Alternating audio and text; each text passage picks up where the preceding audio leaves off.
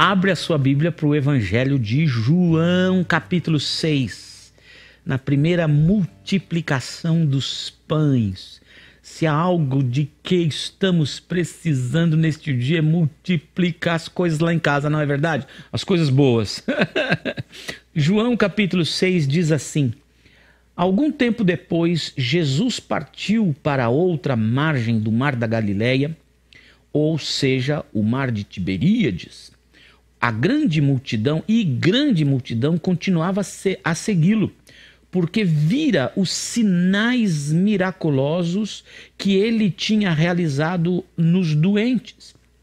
Então Jesus subiu ao monte e sentou-se com seus discípulos. Estava próxima a festa judaica da Páscoa. Levantando os olhos e vendo uma grande multidão que se aproximava, Jesus disse a Filipe: onde compraremos pão para esse povo comer? Fez essa pergunta apenas para colocá-lo à prova, pois já tinha em mente o que fazer. Filipe lhe respondeu: Senhor, 200 denários não comprariam pão suficiente para que cada um recebesse um pedaço. 200 denários era o salário de um ano de um trabalhador médio. Uau. Versículo 8. Outro discípulo, André, irmão de Simão Pedro, tomou a palavra. Aqui está um rapaz com 5 pães de cevada, o pão mais barato que existia. 5 pães de cevada e 2 peixinhos. E por que a palavra peixinhos?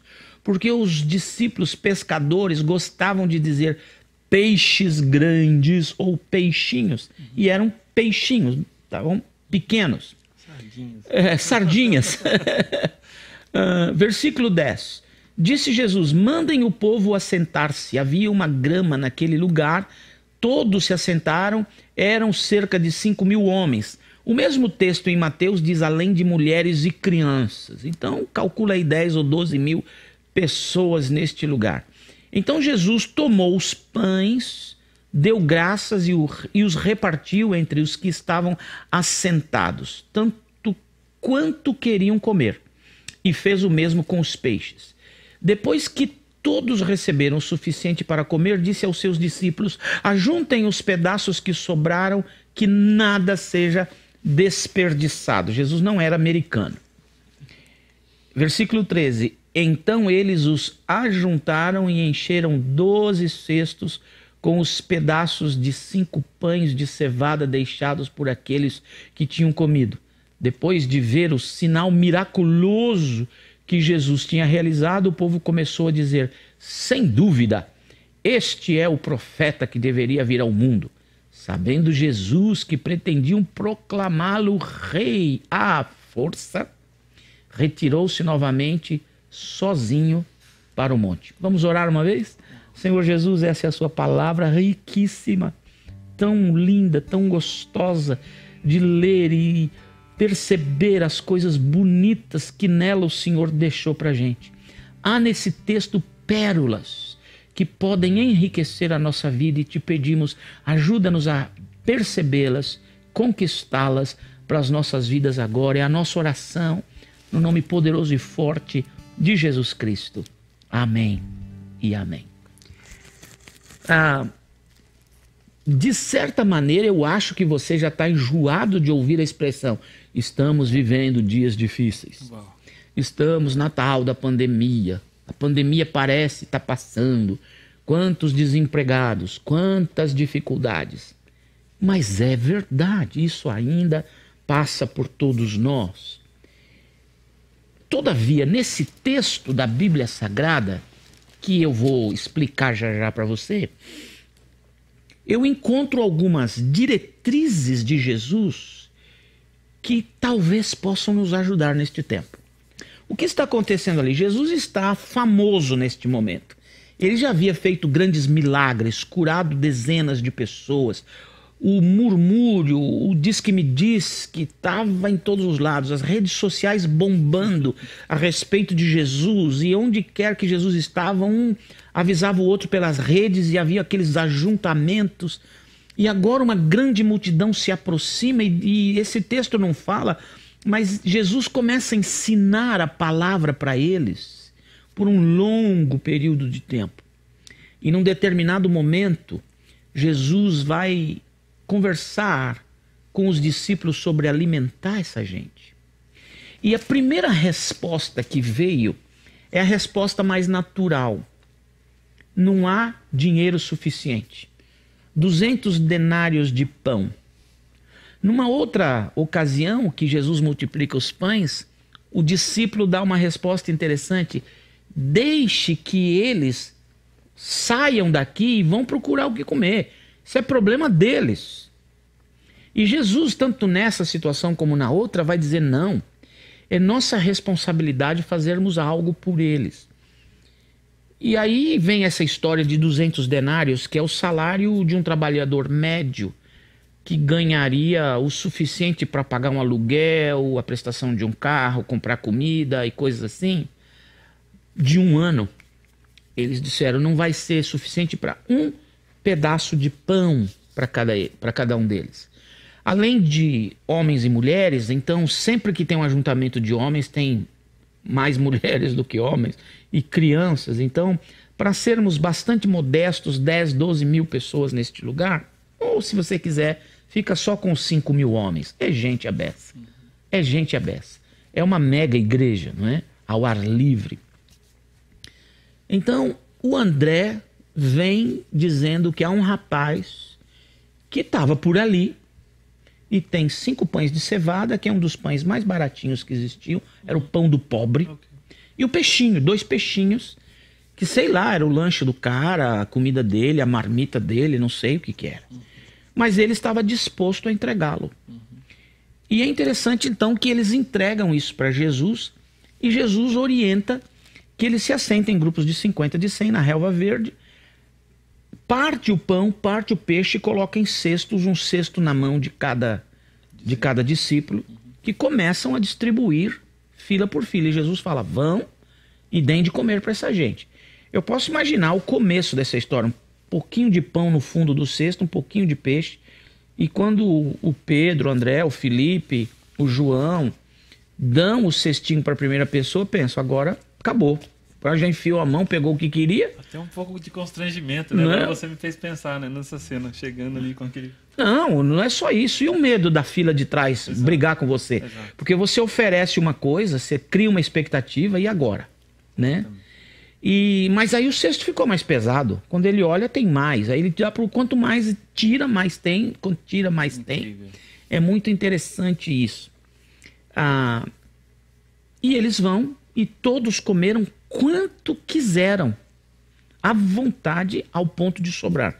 E Jesus não gosta de desperdício. Quando eu disse que ele não era americano, não é porque eu estou criticando os americanos. É porque, infelizmente, coisas da lei aqui obrigam que os americanos joguem fora. Exato. Por exemplo, restaurantes, esses de rede que sobra comida, eles são obrigados a jogar fora. Porque lá no passado, alguém recebeu de doação e ficou doente e processou. Exato. Então, para evitar o tal do processo, eles preferem, infelizmente, desperdiçar. Mas, de qualquer maneira, às vezes desperdiçamos mesmo, não é? E Jesus não gosta do desperdício. Quando minha filha era muito pequena, nós fomos na casa de um missionário suíço e nós comemos na casa dele, e a minha filha não gostou da comida e deixou no prato. A filha deles, que era da idade de nossa filha na época, veio e puxou a roupa da minha esposa e falou assim, tia, a sua filha não vai comer? Disse, não, ela não quis. Ai, mesmo? E fez uma carinha assim. A minha esposa falou, não, mas por quê? Falou, eu não quero comer a comida dela na janta. Uau. Aí nós aprendemos, naquela família, a criança que não comia no almoço, não tem problema. Essa mesma comida volta para ela na janta. Uau. E uma vez eu estive na Alemanha e eu também comi com os olhos, né? Peguei o primeiro pratão, delícia, o segundo já não entrava, sobrou um pouco. O meu amigo disse assim, aqui na Alemanha nós temos um ditado. Você quebra o estômago, mas não devolve comida para o garçom. Não tem rima em português, evidentemente. E eu falei, nossa, da onde surgiu isso? Ele falou, você já viveu uma guerra? Nós já vivemos guerra. Nós sabemos o que não é ter, que é não ter, de maneira que não há desperdício. Uau. Interessante, Uau, né? Muito interessante. Muito interessante. Culturas. Eu acredito que com relação ao desperdício, pastor, se me permite, essa semana ainda conversando com um amigo, eu dizia para ele, eu olho para a minha vida e eu vejo que Deus me ensinou o inglês e me ensinou o espanhol e me fez vir para cá, e eu não acredito que Deus é um Deus de desperdício, tem algum propósito nisso. Ou seja, olhando para as coisas que Deus já te deu, né? Exato, e é onde nós vamos entrar hoje. Ah, ok, desculpa. Não, por favor, é uma então benção. Tá, esse cara fica interrompendo o pregador, né? E eu vou interromper o seu louvor, tá? Não tem problema, pode vir. Ai, ai. Então, é muito interessante isso. Por que Jesus não gosta do desperdício? Porque quando nós estamos com falta, com escassez, a gente fala, se tivesse uma migalha de... Né? Uhum. Então, é para a gente ser bom mordomo das coisas que o Senhor nos dá. Mas nessa história aqui, é uma história de fome e de ausência de comida suficiente. Mas nessa história eu aprendo que sempre há algo que eu posso oferecer ao Senhor para dali ele realizar um milagre. Vocês se lembram um tempo atrás, 2 domingos atrás, quando nós pregamos sobre aquela mulher que disse ao profeta, meu marido morreu, estamos endividados, eu só tenho um pouco de óleo na botija, e ele disse assim, vai pedir vasilhas para sua vizinhança, e a gente falou que muitas vezes Deus começa um milagre com algo da graça que a gente já tem em nossa vida, mais o meu network, e aí o milagre pode acontecer. Então, nesse trecho da Bíblia também há algo da graça que o Senhor providenciou antes da necessidade. Boa. Muito interessante. Antes da necessidade. Boa. Então, há 3 pérolas nesse texto que eu queria dar para você. 3 dicas nesse texto que me ajudam a refletir e pensar como a minha vida pode ser ainda mais abençoada. Em outras palavras, como multiplicar o que a graça já me deu. Como fazer para isso multiplicar? Primeiro lugar, obedece a toda e qualquer orientação que o Senhor Jesus lhe der, mesmo que você tenha dúvidas ao longo do caminho. Quando Jesus pergunta, não, vamos dar de comer para essa gente, o André aparece com 5 pães e 2 peixes, Jesus fala, ok, manda o povo se organizar em grupos de 50 e de 100, que nós vamos alimentar essa gente. Pode imaginar o que deve ter passado na cabeça do André, do Felipe, do Pedro, do João? Meu Deus, nós vamos criar uma expectativa nessa gente. Mas eles obedeceram. Primeiro, organizaram as pessoas. Segundo, eles obedeceram o mandamento de Jesus de ir e ajudar. Então, a primeira grande dica para multiplicarmos o que a graça já nos tem dado, seja uma migalha de pão barato, seja um inglês ou um espanhol, seja um documento que você acabou de receber, seja a possibilidade que você tem, o automóvel que você tem, os filhos que você tem, a família que você tem, a vida, você está vivo, é algo da graça em você. Né? Experiências passadas. Eu costumo dizer para quem passa 1 ano morando nos Estados Unidos, ele aprendeu mais do que 5 anos numa universidade. Sem dúvida. Porque ele aprendeu na prática. Sim. Isso em qualquer outro país que você vai viver, evidentemente. Mas do jeito que os brasileiros sofrem aqui, e muitos brasileiros no Brasil não têm noção do sofrimento aqui, é muito complicado. Exato. Mas seja lá o que for, seja no Brasil, nos Estados Unidos, seja no continente africano, ou no Oriente Médio, ou na Ásia, ou na América Latina, em qualquer outro país, em qualquer lugar do mundo, o jeito para você multiplicar o que a graça já te deu passa primeiro pela obediência às orientações de Jesus para a sua vida. Eu não sei se você tem nos acompanhado regularmente nos últimos meses da pandemia, mas se você tem, você vai perceber que quase que em cada domingo a necessidade da adoração e da obediência vem junto para o ambiente do milagre se concretizar e o milagre aparecer. Obediência. O que é que Deus está pedindo de você nesse tempo de carestia, não de eucaristia, nesse tempo de escassez, nesse tempo de dificuldades, nesse tempo de mínimos? O que é que Deus tem pedido para você? Se você tem uma noção clara de algo que Deus já tem pedido a você, vai e faz. Mesmo que você duvide de algumas coisas, obedece. Porque fé exige obediência e não certeza nesse momento. Quando eu obedeço por fé, mesmo não acreditando que tudo possa acontecer. Mas eu faço porque Ele mandou. Primeira dica. Segunda dica, entrega o que a graça te deu de volta às mãos de Jesus. 5 pães e 2 peixes foram entregues nas mãos de Jesus. É muito importante você ter uma noção clara de que o que você oferta na igreja, você o fez para o Senhor e não para as pessoas. Eu não estou falando só de dinheiro, pode ser dinheiro também. Há uma passagem no Novo Testamento, em Atos dos Apóstolos, que os discípulos estão pegando o que eles tinham, entregando para o apóstolo Pedro para repartir para as pessoas. Era o comunismo cristão. O que é Commonwealth? O que é o comunismo cristão, se é que isso pode existir? Comunismo é assim, o Estado toma o que é teu e distribui a porção que ele quiser para quem ele quiser. Isso é comunismo. E aí distribui para pessoas que não fizeram nada para ter, tomaram do que é teu.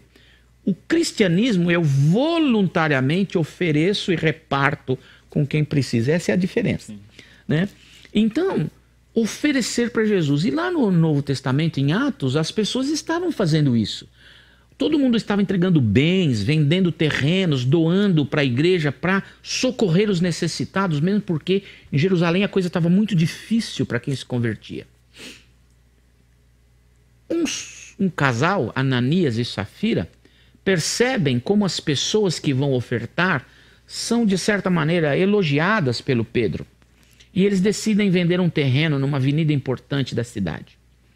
Não sabiam que tinha valorizado tanto. E quando recebem aquele montão de dinheiro pela venda do terreno, um olha para o outro e fala assim, é muita grana para botar no pé do Pedro. Vamos reter uma parte para a gente? Vamos. E eles assim o fizeram. E combinaram. Eu vou chegar primeiro na igreja e você chega umas 2 horas depois como quem não sabia de nada. Era um casal jóia. Olha, eles não faziam investimento financeiro sem estarem de acordo, grandes investimentos financeiros sem estarem de acordo. Casal modelo. Eles combinavam o script, eles estavam de acordo com as decisões dele. Era um casal modelo. E era um casal modelo também em termos de obediência a Deus. Já já eu mostro como. E aí eles decidem fazer isso. Então, o sujeito leva uma parte do dinheiro e coloca nos pés do Pedro. O Pedro olha para o dinheiro, o Espírito Santo faz a conta e diz na boca do Pedro, ô sujeitinho, você está querendo brincar com Deus? O terreno não era teu? Alguém te pediu? Não foi você que decidiu entregar? Outra coisa, o dinheiro que você conquistou era todo teu. Se você quisesse dar só uma parte, era só dizer, olha, eu peguei uma parte do que eu conquistei com a venda do meu terreno e vou doar para você aqui. Agora você está mentindo ao Espírito Santo, cara. E não dá para mentir para o Espírito Santo. Você pode mentir para a polícia, mentir para a esposa, mentir para a sogra, mentir para o patrão, mentir para o filho, mentir para o pai. Mas para o Espírito Santo você não vai conseguir mentir. Morre aí. E o sujeito, puf, de capatum, morreu. Aí que eu falei que ela era obediente. Mais tarde chega a esposa. A esposa chega como quem não tem nada, senta no último banco e ali o apóstolo Pedro fala, Dona Safira, vem à frente, por favor. E ela vai toda faceira pensando que vai ganhar um elogio. E ele diz assim, olha, vocês estão brincando com Deus, estão querendo mentir ao Espírito Santo. Não se brinca com Deus dessa maneira. O seu marido morreu nesse chão, pode morrer também. Ela, puf, morreu também. Vê? Casal modelo, obediência e tudo. Mas por que isso aconteceu? Por algumas razões simples. Primeira, porque eles não tinham uma visão clara do que é ofertar na igreja. Repito, não estou falando só de dinheiro, mas neste caso sim. Eles ofertaram ao Pedro. Eu não vou ofertar ao pastor, nem vou ofertar à instituição. Eu vou ofertar a Deus através da instituição que vai dividir esse dinheiro conforme as necessidades, obviamente. Mas o meu coração sempre tem que estar muito convicto de que a Deus entreguei. Então esses 5 pães e 2 peixes vão nas mãos de Jesus. É assim que eu devo agir com aquilo que a graça já me deu, por migalhas que sejam. Devolver nas mãos do Senhor. Agora, nas mãos do Senhor, sim, e não nos pés do Pedro. Sempre que eu entrego a alguém que não o Senhor, a alguma coisa que não o Senhor, não tem o mesmo valor. Porque Ananias e Safira, eles entregaram ofertas não a Deus. Eles entregaram ofertas a um homem para ganhar elogios de um homem. Eles tentaram ser o que ainda não eram. Isso chama hipocrisia. Hipocrisia é o ato de tentar parecer ser o que a gente ainda não é. Então Deus não gosta disso. Agora, nesse caso aqui, onde estava o segredo? De colocar nas mãos de Jesus. Sempre que nós colocamos nas mãos certas, funciona melhor, não é? Verdade. Se você pegar a bola de basquete e dar para mim, não vou saber fazer muito com ela, mas para o Michael Jordan ou por esses grandes aí, eles sabem o que fazer. LeBron James, essa turma toda. Se você pegar uma bola de futebol americano, aquele ovo de Páscoa de borracha, e der pra mim, eu não sei nem o que eu faço com aquilo, mas no Brady, no Tom Brady, o casado com a Michelle Bündchen. Gisele. Michelle é do Obama, né? Eu tô trocando os casais aqui. Vai dar uma confusão pôr uma mulher na mão do outro marido, né? Mas coloca aquela bola de futebol na vida desse menino, ele sabe o que vai fazer. Pega uma bola de beisebol e põe aí na mão de um campeão, ele sabe o que fazer. Pega uma bolinha de tênis, põe na mão do Tiger Woods, de golfe, ele sabe o que fazer. Pega uma bolinha de tênis, dá na mão de um grande campeão aí dos grandes slams, ele sabe o que fazer. Sempre que você coloca nas mãos certas, né? Se você dá uma Ferrari para mim, eu não sei dirigir. Mas se você der... Não sei mesmo. Se você... Primeiro que eu tenho medo de entrar num negócio desse, que aquilo é um monstro. Mas se você der um carro faltando marcha pro Ayrton Senna, ele é capaz de ser campeão com aquilo. Exatamente, certo? Perfeito. Então, colocar nas mãos de Jesus, o que é que dá graça o Senhor já te deu? Tenha essa consciência que seja lá a quantidade que for, a qualidade que tem, a importância que possa ter, entrega nas mãos do Senhor por algumas razões. Primeiro, porque isso é adoração. Segundo, porque isso é um exercício de fé.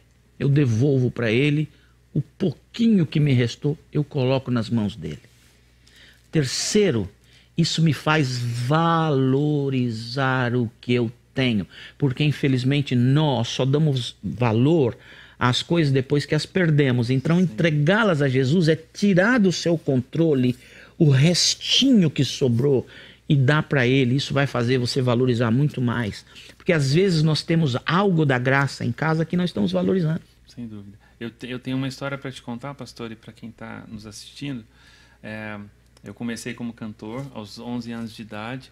Aos 18, conheço a Jesus. Um ano depois, então, passo a converter mesmo os meus caminhos. Entrego tudo para Deus, meus discos, as coisas todas que tinham feito. Passo a servir tempo integral no ministério. E 2 anos depois, o Senhor me pede algo mais profundo. Ele diz, agora renuncia. E essa renúncia veio de uma forma muito especial, com muito amor, como Deus sabe fazer. Me alcançou e eu renunciei. Foi muito duro, muito difícil.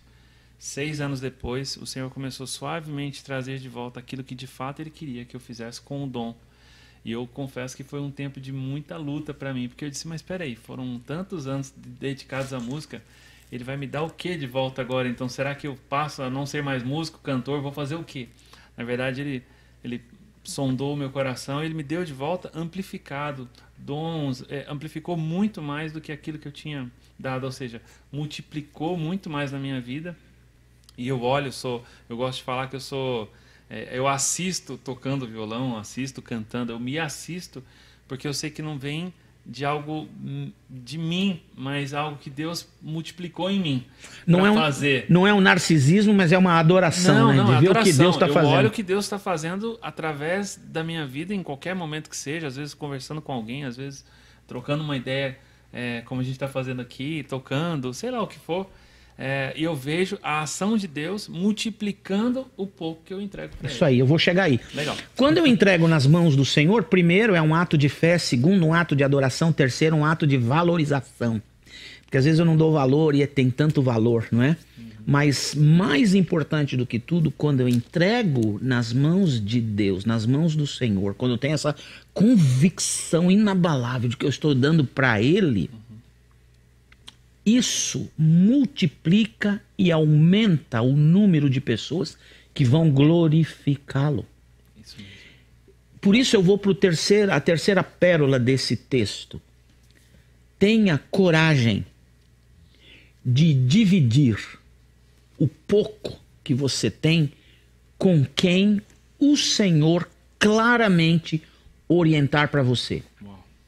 Olha, eu estou falando direitinho, bem claro para você. Não é desperdiçar, não é jogar fora, não é atirar pela janela, não é distribuir ao vento. É com quem o Senhor claramente orientou você para o fazer. Aqui Jesus Cristo disse, essa gente que está conosco, esta gente, não quem está na outra cidade, agora não. Neste momento, nessa história, Jesus diz, esta gente que está aqui me ouvindo precisa se alimentar. E estes discípulos foram entregar, dividir. Agora, olha o milagre. As primeiras vezes que eu li o texto, eu imaginei assim.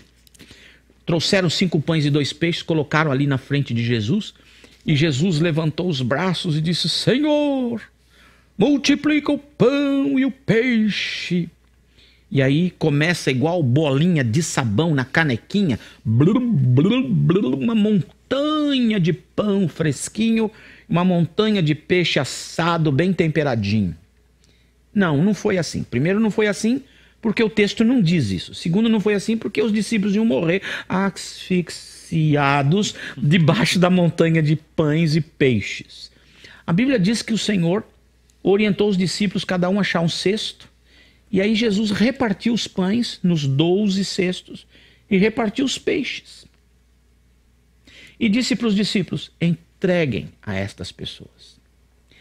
E aí houve um milagre da multiplicação na medida em que a mão de alguém entrava no cesto e, preste atenção, tirava a quantidade que desejava. O texto diz que eles comeram quanto eles quiseram. Uau. Pode imaginar o Pedro, João, Tiago, Felipe, todo mundo, cada um com cesto. Vamos? Então vamos. O medo de que na primeira fila acaba e a segunda já briga com eles. Você cria uma expectativa. Uau. Que difícil é obedecer a Deus às vezes. Pastor, havia neles fome. Eles estavam com fome. Sim, também. E isso é interessante, porque aí a fome fez com que eles estendessem a mão com fé, né? Agora, é interessante que com fome vão distribuir aquilo que eles precisam para eles. Uhum. Por isso que eu disse, a terceira pérola é divida com quem claramente o Senhor lhe orientou para fazê-lo. Você fala, eu tenho pouco e vou dividir o pouco com este, vai acabar, não vai sobrar nada para mim. Uhum. Mas se o Senhor mandar, vá, nem que você tenha que passar fome. Verdade. E eles fizeram isso, só que houve um milagre. Quando alguém enfiou a mão no cesto para tirar lá no fundo do cesto uns pedacinhos de pães e uns pedacinhos de peixes, o cesto, em vez de ficar leve, ficou mais pesado. O discípulo olhou e falou, nossa, tem pela metade. Alguém enfiou a mão de novo, chegou até em cima. Enfiou a mão, começou a transbordar. E eles foram levando até que o último tenha comido. E diz a Bíblia que sobraram 12 cestos cheios. Olha que coisas maravilhosas existem aqui. Primeiro, quando eu obedeço ao Senhor, eu tenho que obedecer plenamente. Ele disse, dá de comer para essa gente, não para 1 ou 2 daqui, não para metade deles, para todos. Imagina os discípulos, 5.000 homens, sem falar mulheres e crianças, como diz Mateus. Eles estão lá no meio dessa gente toda, olha para trás, todo mundo rotando de satisfação, pães sobrando por todos os lados, peixes sobrando por todos os lados, todo mundo assim com a barrigona feliz da vida. Alguns, quem sabe, já está tirando uma soneca. Eles olham para trás, vê aquela multidão satisfeita e olham para frente, outra multidão com fome. Eu acho, a Bíblia não diz isso, que os discípulos poderiam ter dito assim um para o outro: André, fala aí, Pedro, tem ainda no seu cesto? Eu falo, tá, tem. E no seu? Também. Mas olha quanta gente que falta. Você não acha que até aqui tá bom, a gente já obedeceu bastante? Ou, vamos garantir o nosso, depois a gente continua? Não, isso não está escrito no texto, mas eu imagino que se os discípulos foram gente como eu sou, eu teria pensado nisso. Agora, a Bíblia também não diz uma coisa, mas eu creio nisso. Não nesse texto. Se os discípulos tivessem enfiado a mão no cesto, no meio do caminho, para garantir o deles e depois continuar, eu acredito que o milagre teria cessado ali. Porque a obediência era essa gente toda. A ordem era todo este grupo e não a parte do grupo. O que eu aprendo? O discípulo de Jesus é um cano. É um cano por onde Deus derrama as bênçãos à humanidade. A igreja é o canal pelo qual o Senhor vem e atinge o não igrejeiro, a humanidade lá fora, a comunidade ao redor da igreja. Quando eu aprendo a matemática divina, eu vou aprender que se eu afunilar a boca de saída deste cano, Deus afunilará a boca de entrada. Se eu fechar a boca de saída para garantir o meu, Deus fechará a boca de entrada. Uau. Quanto mais eu alargo por fé e obediência a boca de saída, mais o Senhor alarga a boca de entrada. Se não, olhe como é óbvio. Vamos supor que eu sou dono de uma empresa e você é meu empregado. E eu digo para você assim: vai levar isso ali a colar. E você, no meio do caminho, fala: quer saber, estou cansado, vou parar o meu trabalho. No dia seguinte eu mando você para a rua. Porque você não me obedeceu. Você existe para cumprir o meu desejo como empresário e você como meu empregado. Você quer ganhar o seu salário? Obedece o que eu estou te mandando fazer. Ora, Deus tem um projeto nesse planeta e quer usar a igreja como canal de fazer a bênção dele chegar. No momento em que eu fecho a boca de saída, por que Deus continuaria mandando por um canal que não sai nada? Percebe onde está a tua prosperidade ou a ausência dela? A terceira pérola desse texto é: seja um canal com a boca de saída agrandada, como diz os espanhóis, com uma boca de saída maior, porque quanto maior é a boca da saída, maior é a boca da entrada. Você viu como termina essa história? Essa história diz assim, Joey, Jesus não gosta do desperdício, manda juntar o que sobrou e diz a Bíblia, sobrou um cesto cheio para cada um dos discípulos. 12 cestos. Okay. Agora preste atenção, o que os discípulos repartiram nunca foi deles. Foi de um rapaz. Isso ensina para mim, Joey, que o que da graça eu tenho não é meu, é do Senhor. Eu sou só mordomo dele. Ele é o autor e o consumador. Ou seja, lógico, o inglês que você aprendeu, o espanhol, é dele. A comida que eu tenho em casa é dele, a roupa que eu visto é dele, tudo é dele. E se ele mandar repartir, eu vou repartir por duas razões óbvias. Primeira razão óbvia, vai sobrar muito para mim. Ou seja, quando eu alargo, agrando a boca de saída, Deus aumenta a boca de entrada e sobra um cesto cheio. Não 5 pães, não 2 peixinhos, mas um cesto muito cheio. Ou seja, eu vou ter abundância. Não é exatamente isso que precisamos nesses dias que temos pouco de abundância? A abundância vai chegar quando eu obedecer às orientações dele, colocar o que é dele nas mãos dele e repartir com quem ele claramente orientou para que eu faça. E aí sobra um cesto cheio para minha casa. É uma matemática de Deus divina.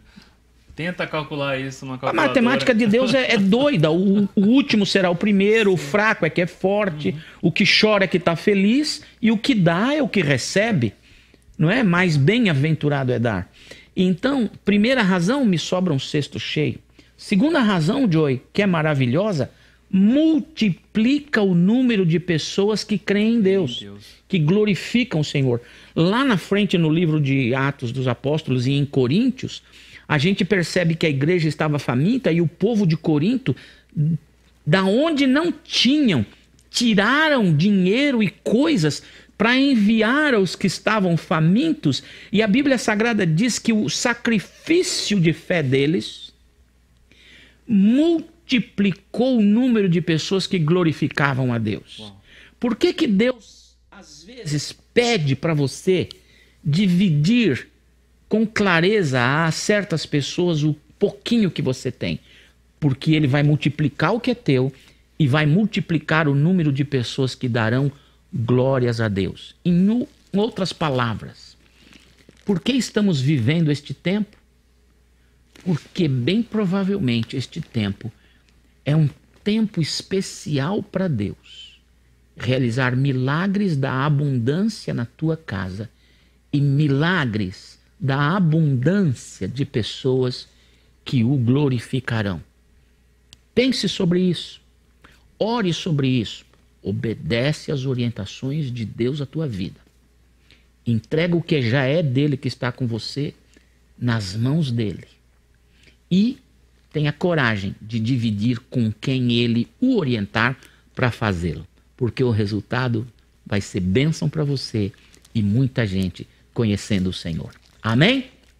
Amém e amém. Vamos orar de novo? Senhor Jesus, obrigado por esta palavra gostosa que o Senhor nos dá. Agora Deus nos ajuda a ter fé, coragem para obedecer o Senhor em tudo que o Senhor nos orientar. Dividir o que temos, que é teu, com quem o Senhor indicar.